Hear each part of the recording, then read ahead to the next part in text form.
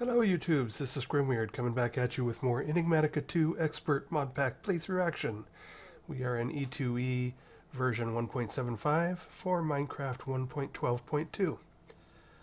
So when last we left, I had prepared buildings for us to start working on, Astral Sorcery and Blood Magic. So in the last day and a half, 2 days, I have done a lot of progress. A little on Thaumcraft and a lot on Blood Magic and a lot on Astral Sorcery. So let's walk you through what we've done. So one of the first things is I did move through this pretty quick. I wanted to show you a few of the tools I used to get through it quickly. So one of the things we want to take a look at is making living rock. A lot of arcane stone goes to a lot of living rock, goes to a lot of slates in Blood Magic. But here's a trick. Pure daisies can be tick accelerated. So one of the ways I made this through so quick, and one of the reasons I did not automate things like living rock and living wood, is because I have plenty of tick acceleration on me.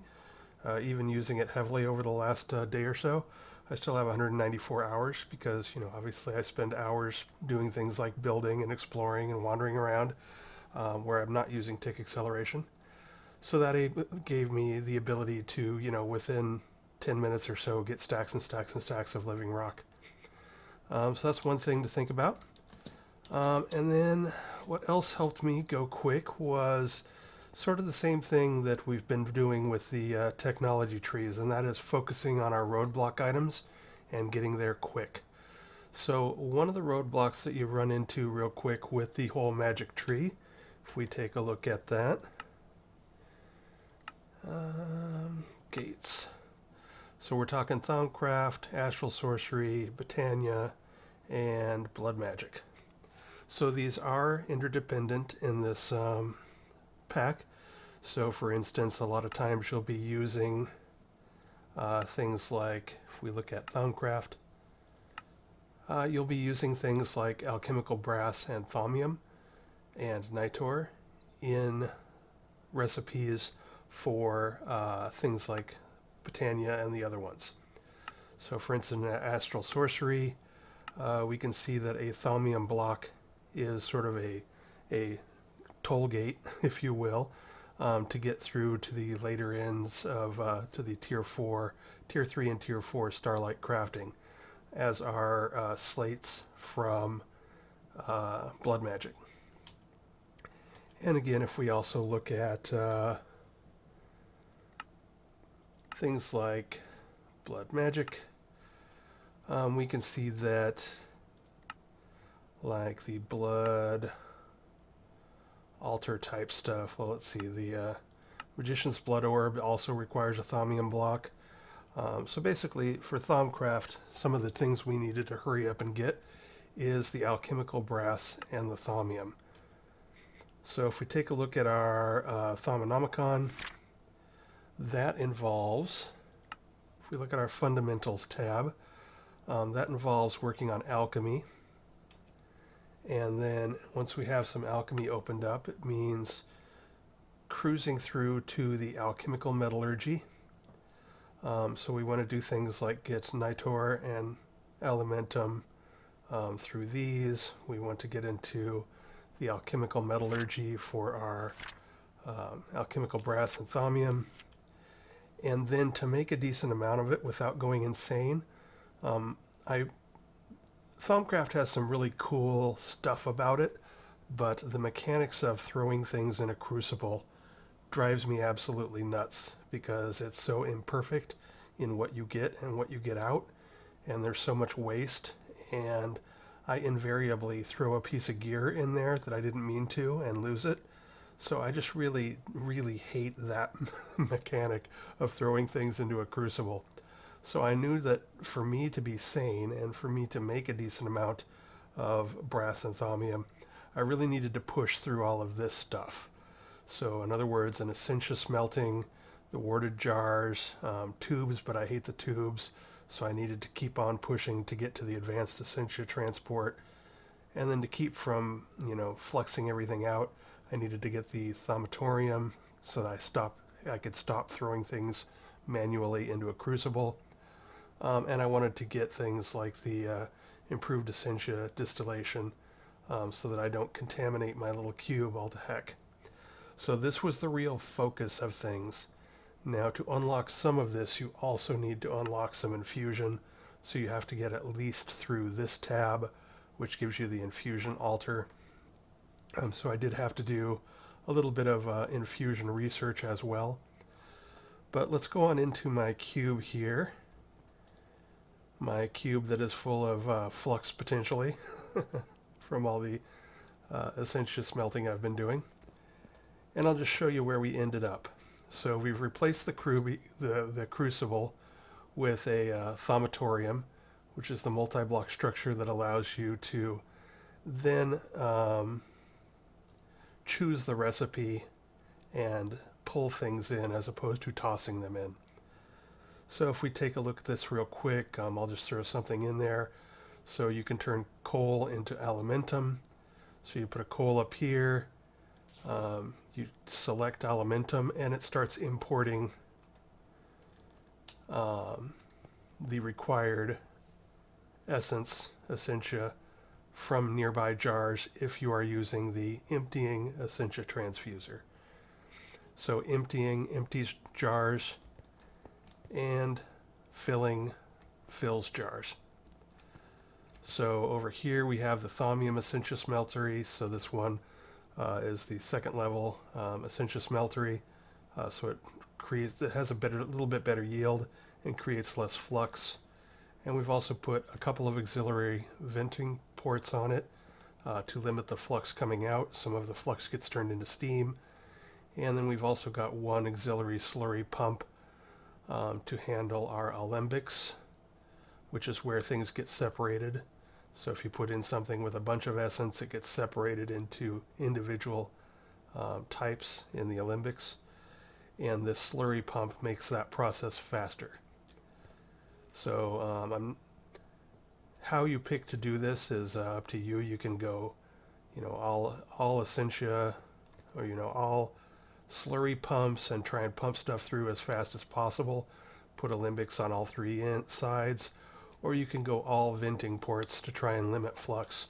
And that'll just depend on your goals and how worried you are about contaminating your base, which you might not be at all if you're doing it in a cube like this, or if you're doing it in a different dimension or away from your base. But anyway, if we take a look at this now, you can see our alimentum has come out here. And alimentum is good fuel, more efficient fuel for this than, say, coal. And so if you've seen my earlier episodes, you saw I did a lot of automated fishing, which gives me lots of enchanted books and bows and whatnot. And I get those for the Precantatio essence, which is the one on the far left there. So this one has 22 Precantatio, which looks like a little star magic wand kind of thing. So if we throw this up here, you can see we start burning an alimentum. This cooks up as it cooks. When it hits the top, it's melted. Now it's turned it into the essentia slurry, and that essentia slurry is going up through the alembics and separating out. And the filling essentia transfuser is filling the jars. So this terminology of the advanced essentia transfer, it's all in the perspective of the jar. So we are either filling the jar or we are emptying the jar. And so now we can, if we put a bit more up in here, now you can see we've got all sorts of good stuff going on. We've got stuff over here cooking. We've got stuff over there coming out.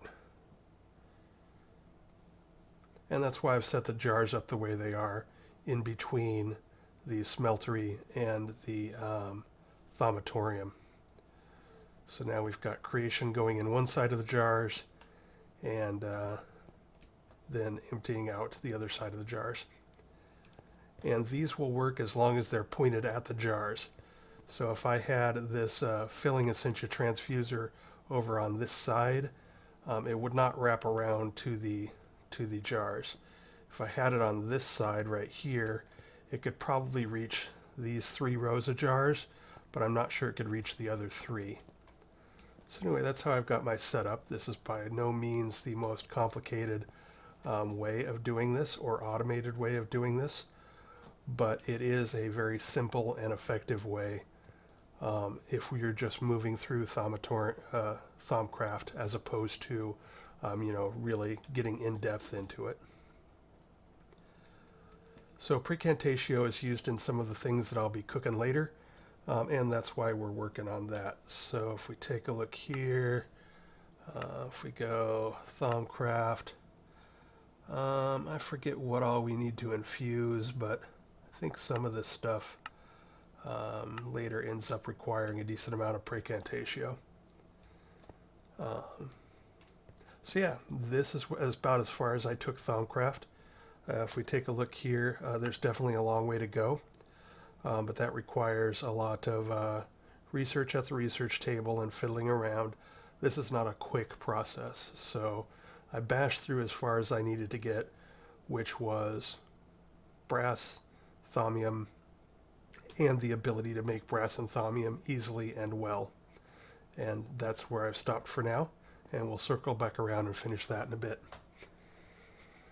So now that we've got the thaumium and brass roadblocks under control, the next thing I did was, oddly enough, if we look at the gates, Blood Magic is out here near the end, but the interesting thing about it is that it doesn't actually require that much from the other mods.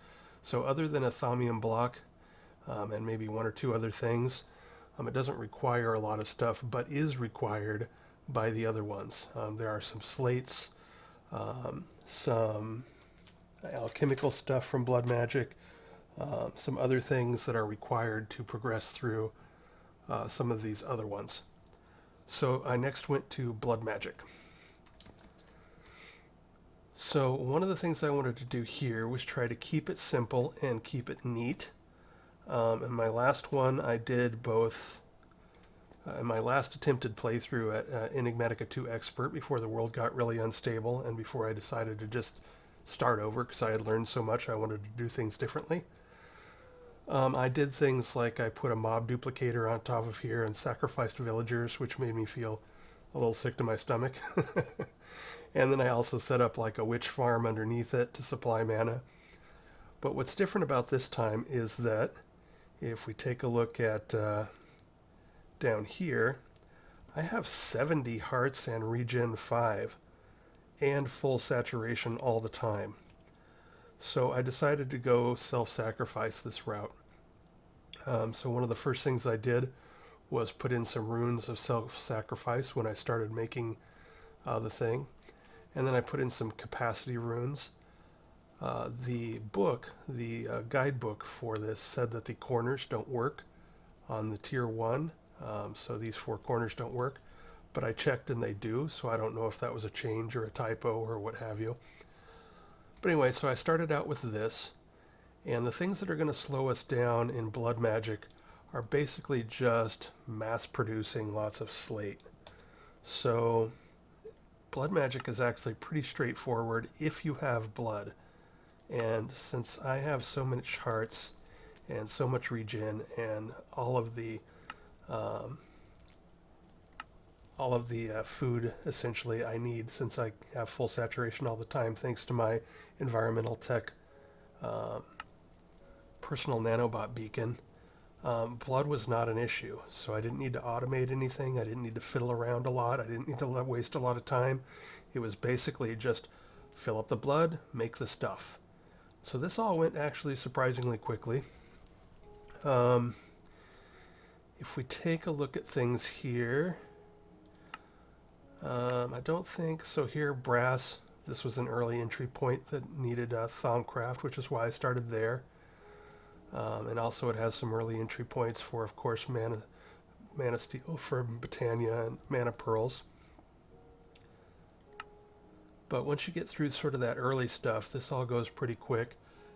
So let's talk about how I made slates. So the blank slates are required to make all of these runes that form the different tiers of the blood altars.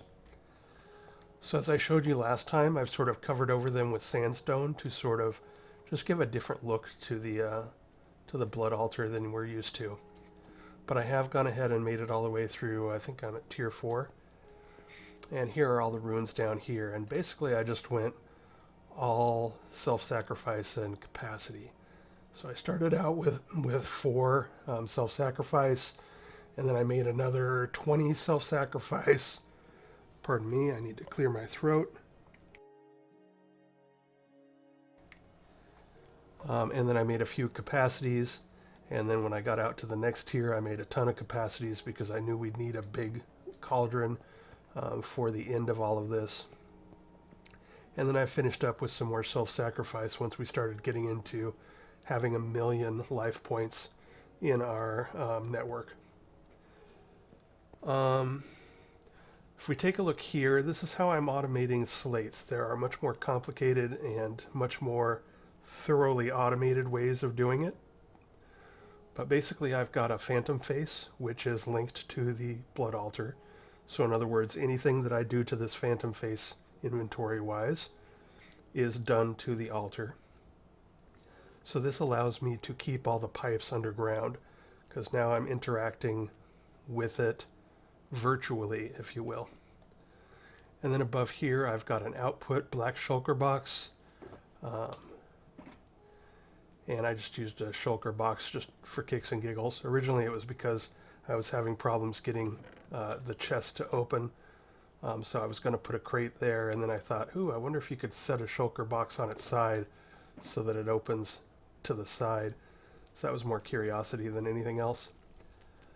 But you could use like a wooden crate or one of the storage crates from Actual Editions or whatever they are. Anyway, anything that doesn't have a lid stopping it. But anyway, so this is the output chest and this is the input chest. So I input my materials here. They go into the virtual blood altar as represented by this phantom face. And then they get exported to the output box. And this is about like the simplest kind of, well, it's not exactly the simplest. You could have both of these chests up above with the altar, and that would be even simpler. You don't need the phantom face, but then you'd have these chests up there sort of clogging up the aesthetics. So how do I access this? Well, I'd been looking through Blood Magic to see if there were any things that weren't in the quest book that I thought might be fun to build. And I was looking at these mimic blocks, and these mimic blocks allow you to put a block in the world and then change the color of them. And they even have ethereal opaque mimic blocks, which you can put it down, right click it with something like say sandstone to make it look like sandstone, but you can move through it because ethereal means it's not physically there. So I thought something like that might be cool. However, then I remembered that Dark Utilities has a similar thing called the sneaky block, and it was actually easier to get a hold of right from the start. So that's what I've got going on here, is just to keep all of this looking clean.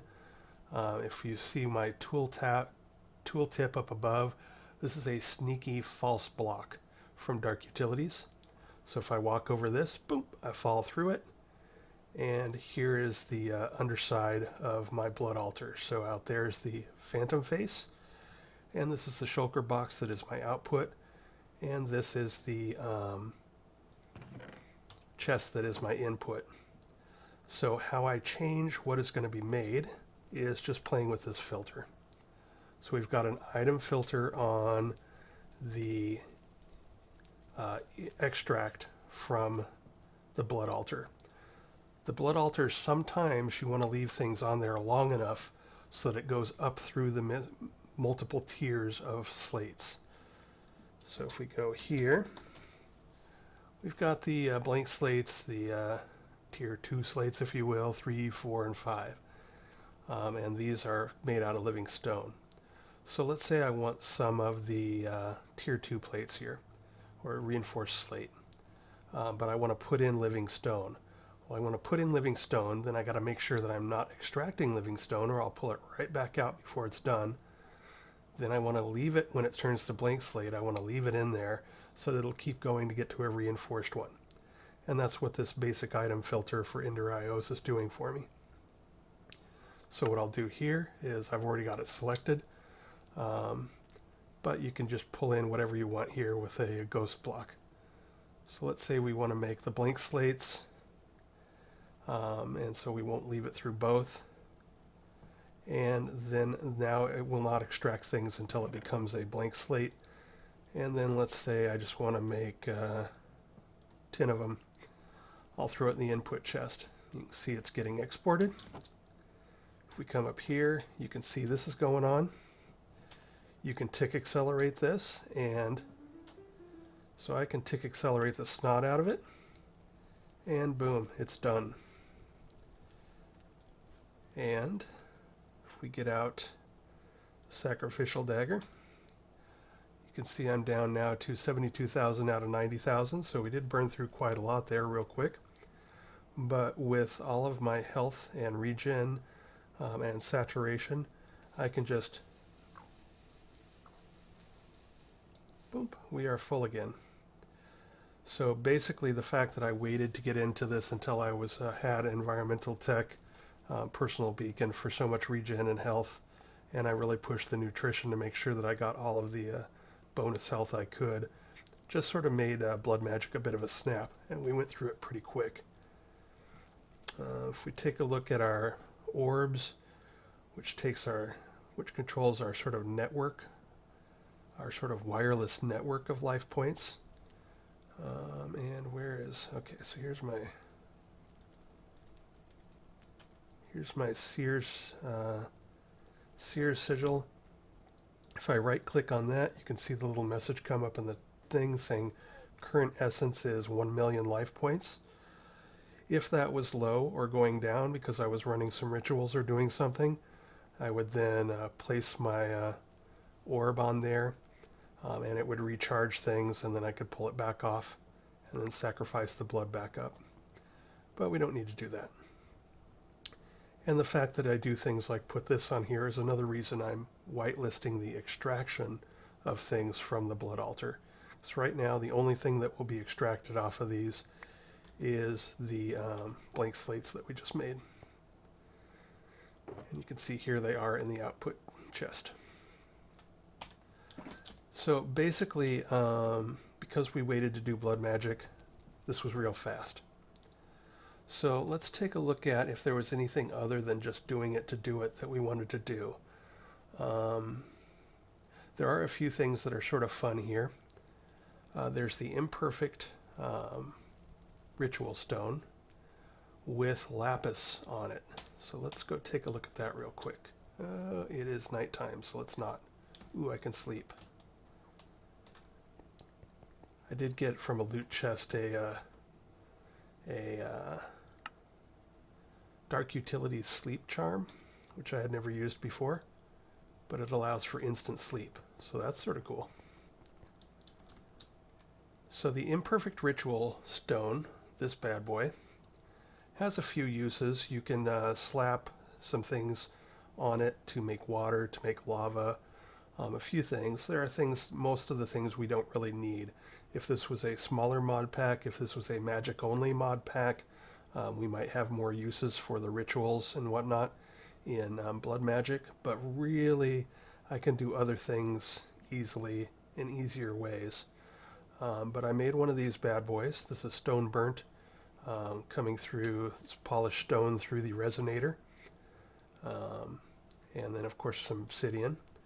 But that allows us to make a simple 2-block structure over here. That's where I tucked it away.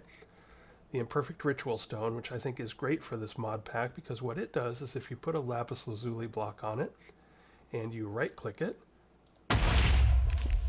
it turns at night. So for a pack with Astral Sorcery in it, that is an excellent little trick, and it's not too expensive, so I can highly recommend that as something to do. And this was another reason I did Blood Magic first. Another thing that we have in here that is sort of nice in this pack is the Lava Sigil is sort of cool, and the Sigil of the Blood Lamp. So let's go ahead and put those up. Now I will say that, let's see if it says it here. If I right click to look at my life point network, you can see I'm now at 999,900. So I did use up 100 life points by turning it dark. But that's well worth it. But that's something to keep in mind if you build it early. So other things, the Sigil of the Blood Lamp is sort of cool. What it does is it makes little light artifacts here. So we take it and we click on things, and you can see it gets bright, and there's a little blood spot, a little glowing blood spot. And you can just throw these out here to light things up. And they don't render very far, so if you don't like the look of them, they do sort of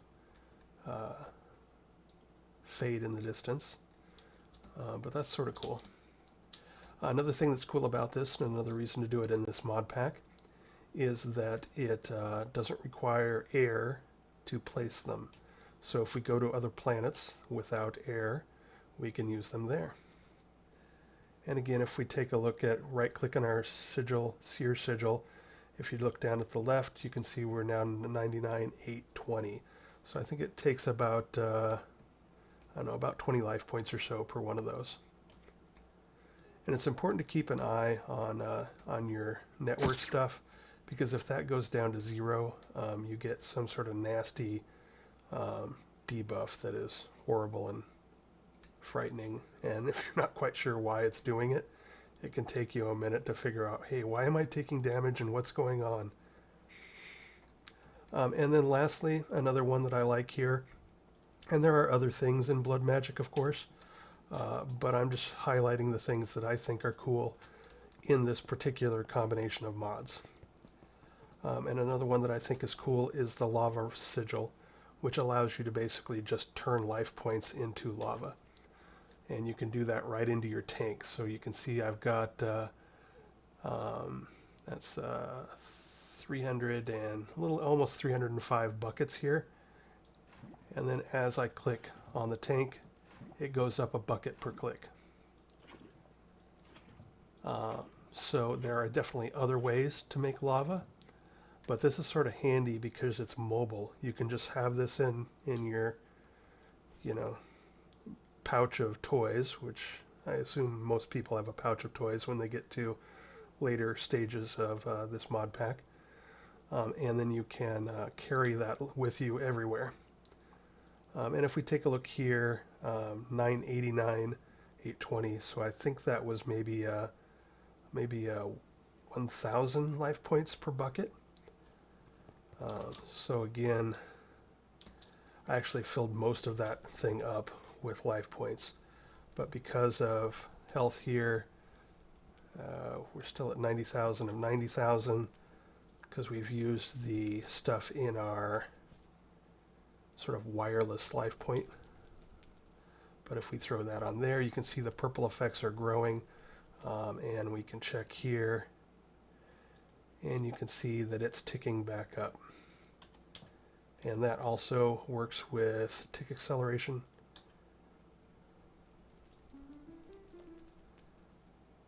And so, boom, we're back up to 1 million.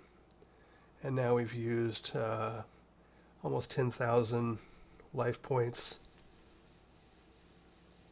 And we're up. And full up. So anyway, that sort of illustrates for you how waiting until I have my personal beacon up and having my health points up and concentrating on self-sacrifice allowed me to very quickly move through Blood Magic, and to do so without any kind of well of suffering to supply blood or any kind of, I didn't even need an incense altar. I didn't need much of anything. I just sort of blew through it. which is fine. Magic is not the concentration of this mod pack for me. It's progression, and we have done the progression. And so those are the toys. Those are sort of the things that I liked about that. We got the lava rune, we got the sigil of the blood lamp, we got the lapis lazuli ritual for turning at night. So that was all good and fun. And this allowed us to make, we do have one other thing that we had to make, which was, here's the Hellfire Forge and the alchemy table. I should probably speak a moment about the Tartaric gems. That's another thing that waiting until late in the game makes it sort of trivially easy. If we take a look at, I think I put it away because I don't need it anymore for the moment, but Dagger of Sacrifice. So this, no, this is not what I want. That's for getting life points. What we want is the Sentient Sword. Now what the Sentient Sword does is it makes mobs drop demonic will, which you use to fill up the power sources that you use for the crafting in the Hellfire Forge. So these guys, the Tartaric gems. So you fill it up with will. I generally make 2 of them, one to fill up and then one to craft to the next level. But if we take a look at this, actually let's go ahead and do this. So basically the crafting that you do for the Hellfire Forge is you put in the ingredients and then you slap your Tartaric gem full of demon will over here to act as an energy source. But you've got to sort of fill this up by killing things with the Sentient Sword. Now the thing to remember with the Sentient Sword is, 1, it's enchantable. So if you put Unbreaking 3 and Mending on it, it lasts a good long time. And I also threw other things on it because, hey, why not? I have tons of these books from when I went fishing, so I just threw a bunch of crap on it. So it's also got Smite 4 because it's not the best weapon, so that helps if you're killing zombies. And Looting 3, which I'm not sure that affects demonic will, but hey, it was part of the multi-book that we had. So let's take a look again, since we're sort of concentrating on how I moved quickly through this. Let's take a look at how I did this. So I ran over to our monster farm area. And this is probably going to get noisy. I apologize. But if let's turn this off first. Oops, that's not what I wanted to do.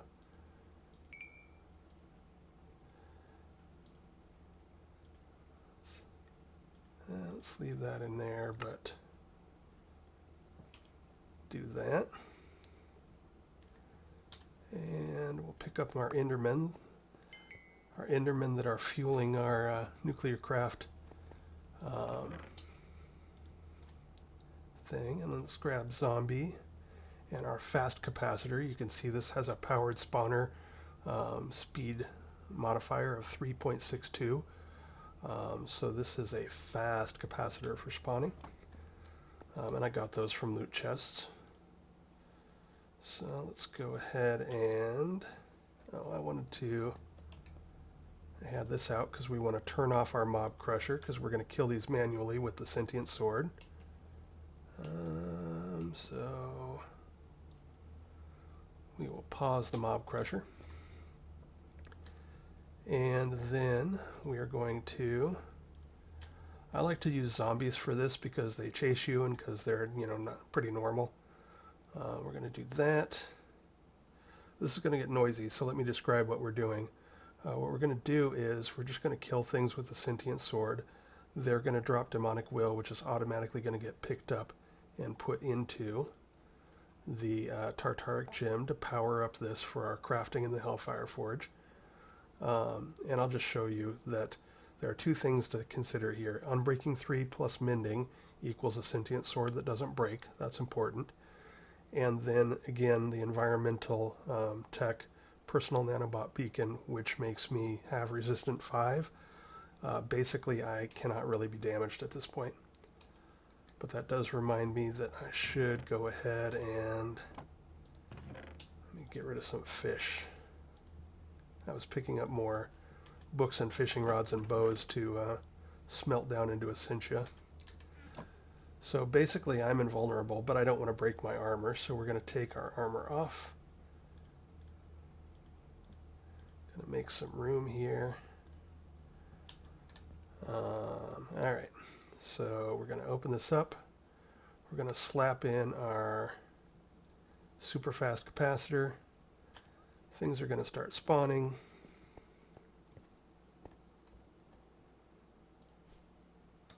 Yes, no, maybe. What have I done? Always active.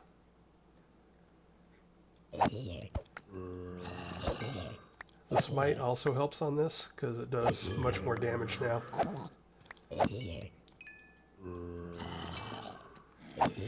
But basically I am invulnerable and I'm not damaging my armor because I'm not wearing it.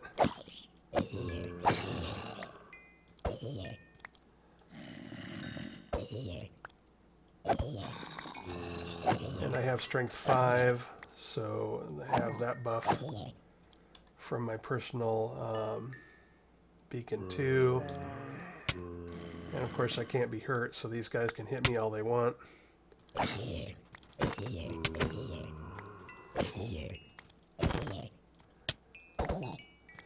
And you can see I've already got 119 will on my Tartaric gem.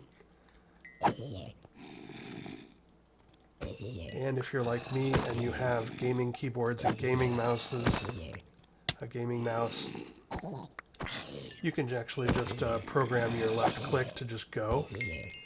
So here I've turned on my left click and it just basically left clicks over and over without me here. And then I go to the bathroom and go grab a drink and I am collecting demonic will. So that's just it's sort of a cheese way of doing this.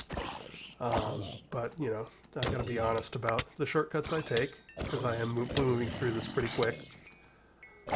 So this is just the mouse left clicking itself over and over again while I stand here.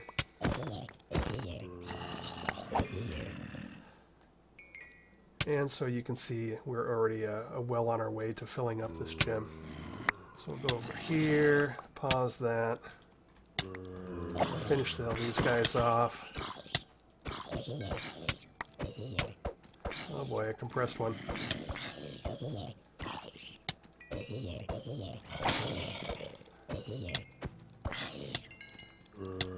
Another reason to potentially do this is that I have attuned myself to Dissidia.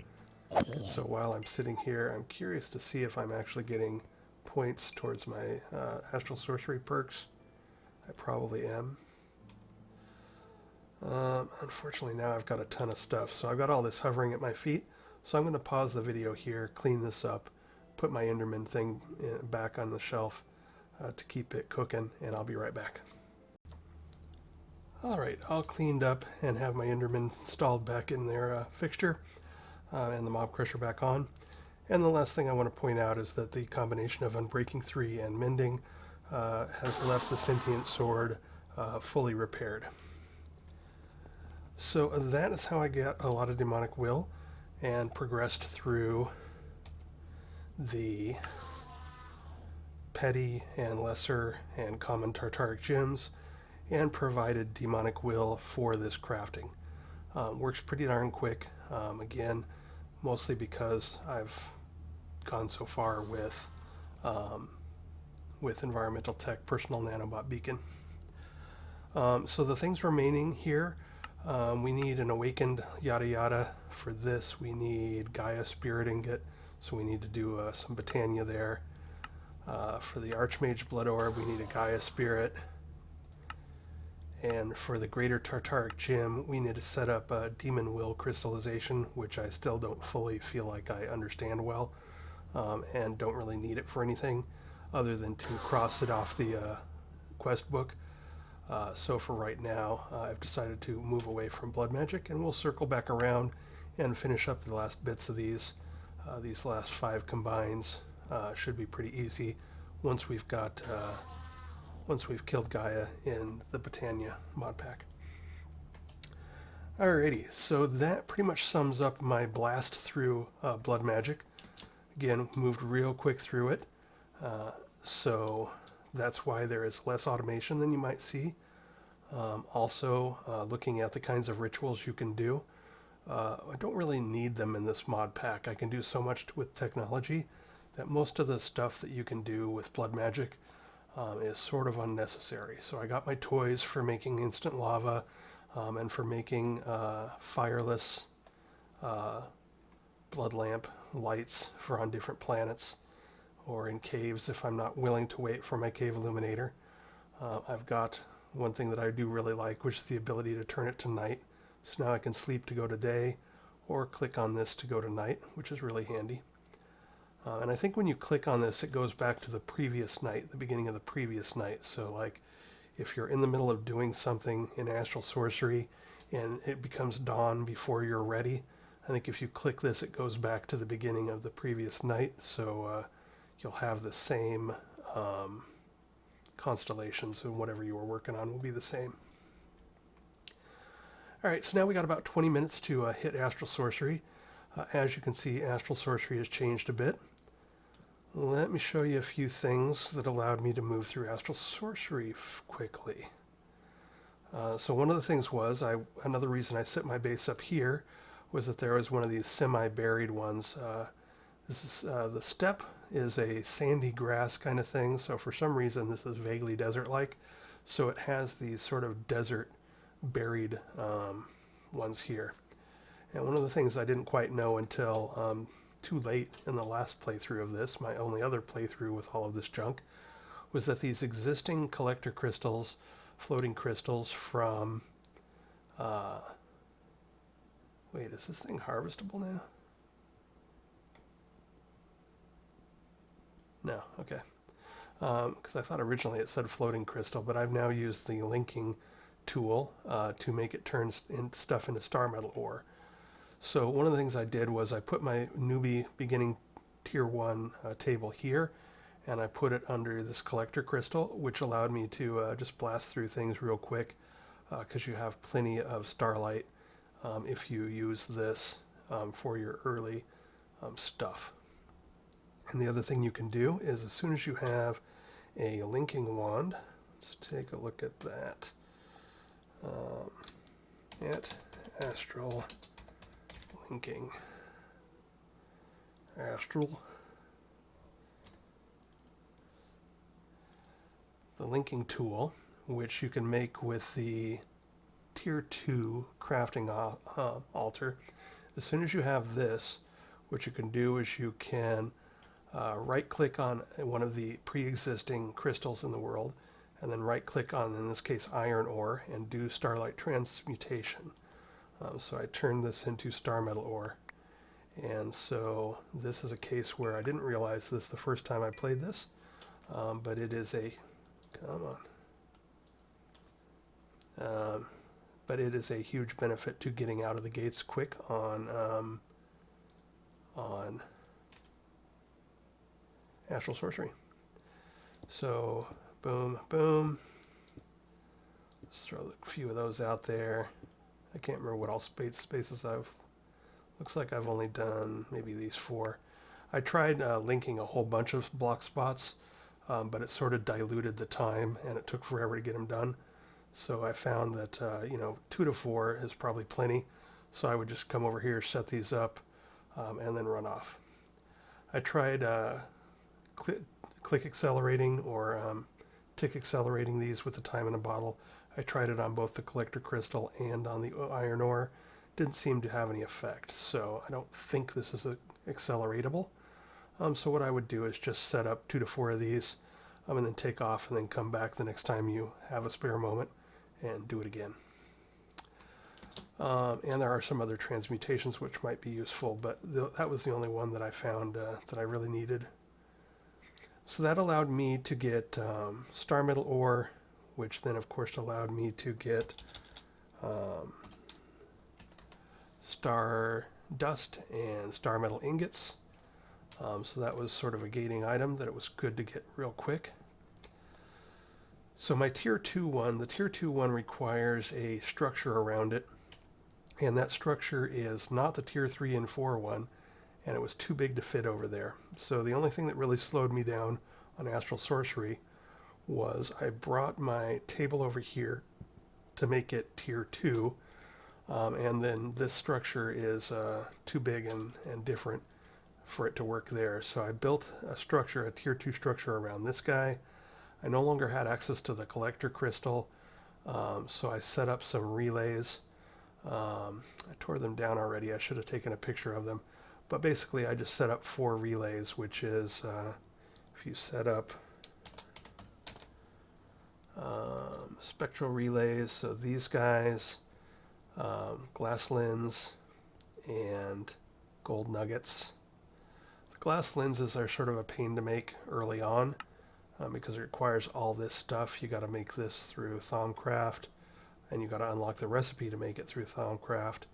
And then you got to use mana glass from Botania and Quicksilver and yada yada to make it. And then once you've gotten a Starlight infuser, then it's very simple. You can just turn glass panes straight into glass lenses. So making some spectral relays and setting them up on their little 3x3 structure to sort of feed extra mana into my tier 2 table, that was actually the longest delay in busting out all of Astral Sorcery, because I had to sort of get that going. And once I got that going and brought my tier 3 one over here, then I had to also move a couple of the relays over to this side to keep it going until I actually was able to get my tier 4, or actually it was just the collector crystal that I needed to make. So now you can see we have utilized one of those altars here for the celestial collector crystal. So I took one rock crystal and I cut it to 100%, and then it was already at 93%. So basically I grew it and doubled it, and I got a 93 and a 99. I took the 99 and I cut it to 100%, and then I grew it back up to 900, and I turned it into a collector crystal. And so it is now doing this. And you can see we have full Starlight in broad daylight just with this top of the line celestial crystal. So we are good to go. And I still have the other one, I think. Yeah, so here's the other guy. So when I split them, one stayed 93% and the other turned 99%, and I went ahead and just made this into a one as well, because quite frankly the difference between 93% and 100% for anything I'm doing is meaningless. So I did not do a lot of crystal growing and crystal futzing around. I literally made two celestial crystals. One only had a 60-some% purity, so I used it to craft, I think, my iridescent altar. The other one had a 93%, so I grew it to full size, made it split, and then perfected both of the two, and that was about it. I didn't do a lot else because I don't really need it. And the reason being is that, again, if this was a magic-centered, smaller mod pack, I might set up rituals and do things with them. But basically in Enigmatica 2 Expert, the way I'm playing it, which I went through tech first, I've got other ways to do all the things that the rituals do for the most part. So it's sort of unnecessary. Which is why I took this structure that I got from a copy and paste from a Redditor, and I tore out he had originally put 2 ritual spots here and another advanced collector crystal spot above here, and I tore those out and moved the Starlight infuser outside. So the Starlight infuser was originally under here, and I didn't like that because I like my light wells having open to the sky so that they can work in concert with the containment chalice. So now when I'm doing stuff here, I'll show you how that works real quick. Let's take out some aquamarine. So if we take some of this, now we can plop that on there and tap it with our resonating wand. And now you can see the mana comes out of here. So our containment chalice is at 20,400 millibuckets out of 24,000. And now if I throw these in here, and they are open to the sky. Now when these things are creating buckets, they will actually help fill this guy up, I think. Or if not, I can pipe them to them underground. Maybe that's what I did. Bottom line is I like to have all this stuff together. So that's why I moved the Starlight infusion. Oh, there it went. Was that it? Yeah, there it goes. So it forms like a little liquid spark animation every once in a while. I guess it needs to get to a certain level, and then it flows over to the containment chalice. So the containment chalice makes Starlight infusion so much better because it'll automatically fill these, so you're not like constantly bucketing things in. And because when you do your collection with the light wells, every once in a while, maybe 100 millibuckets or so, a light spark or liquid spark will form and move over to the containment chalice. So basically all of this fills itself. But another reason I was able to move through this all pretty quickly is that 4 or 5 days ago I set up some automated light wells pumping into this tank, and we've still got 790 buckets of liquid Starlight here, so I probably have a lifetime supply of Starlight before I even started getting into Astral Sorcery. So that planning ahead sort of paid off. I hear that our attunement altar is going. So here you can see the attunement altar. You place down relays, and then you place those relays down in the form of a constellation, and then this will attune things to that constellation, either yourself. If we take a look at the book, I have Astral Sorcery. First of all, if we shift right click, it opens up the little storage that is part of this. And if we pull out, let's pull out something different here. If we pull out a paper and hold it in our hands, when it's in the sky, so I better find something that's in the sky. Evorcio's in the sky, let's do that one.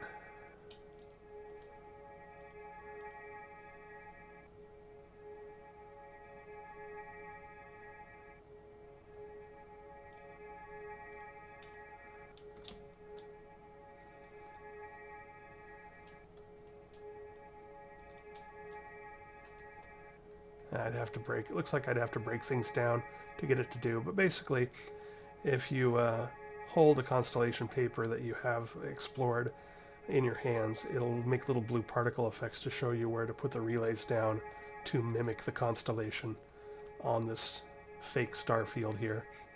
And then you can attune either crystals or yourself to this. And if we take a look, let me put this away. And then if we take a look at this, once you attune yourself, you can get into the perks tree.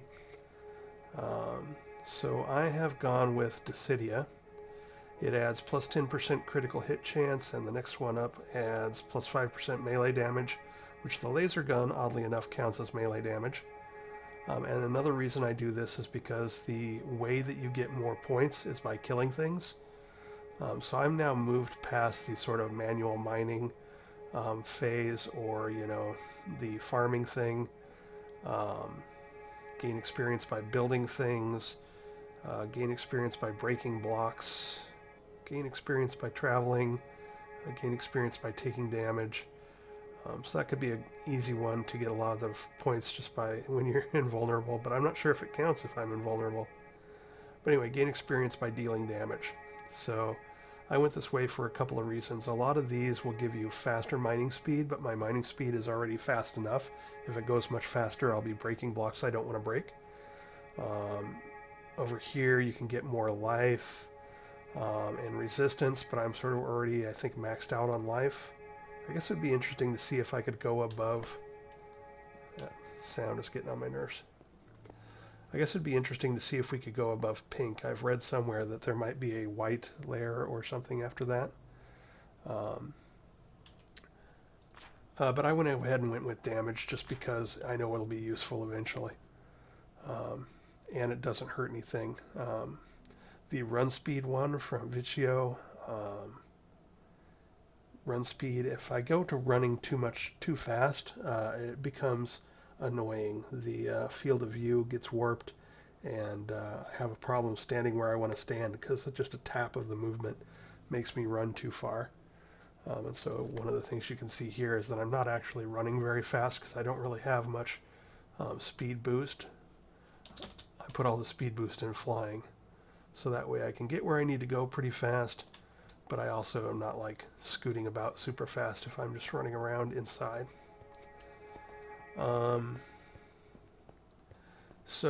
Other toys and stuff we did make. Did I put it on or I put it away? I did make a resplendent prism. These are random things that can give you random enchantment bonuses and can add above enchantments. Originally you make it with a shifting star, which you can either click on yourself to reset your perks, or you can use in this recipe, and this will give you just random bonuses. Then if you want, you can also re-roll it. If we go to page 2, this is what you use to re-roll it. So I made one and I re-rolled it a couple times, and the bottom line is that most of this isn't really helpful for us.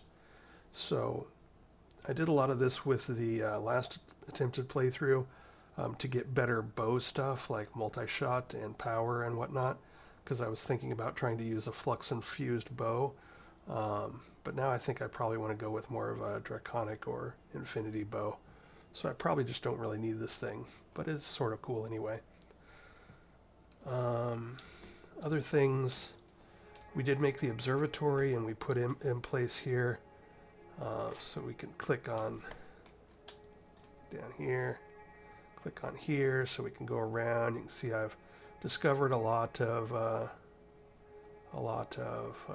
stuff. I think I still have 4 or 5 constellations to find, but nothing that I need right at the moment.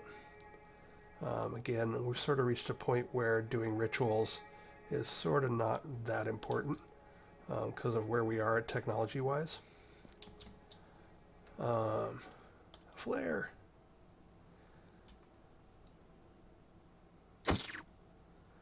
So, yeah, so I adjusted my structure a bit. The other final adjustment I made for it is now, since I had a place in the middle where my Starlight infuser was, because I wanted to move it out to where my light wells could see sky, I decided to go ahead and make my Thaumcraft infusion matrix here. So the runic matrix for the infusion altar.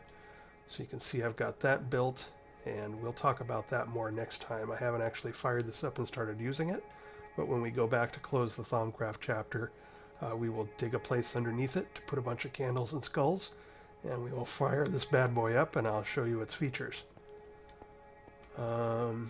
Yeah, so as for crystal grinding and growing, like I said, I only really did the 2 crystals, and I did it really quick, so I didn't actually spend a lot of time on it, so I didn't actually automate anything for it.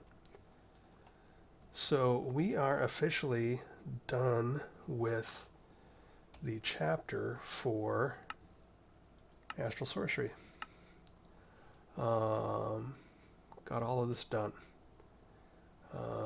Even made the ritual pedestal, even though I probably won't do any rituals.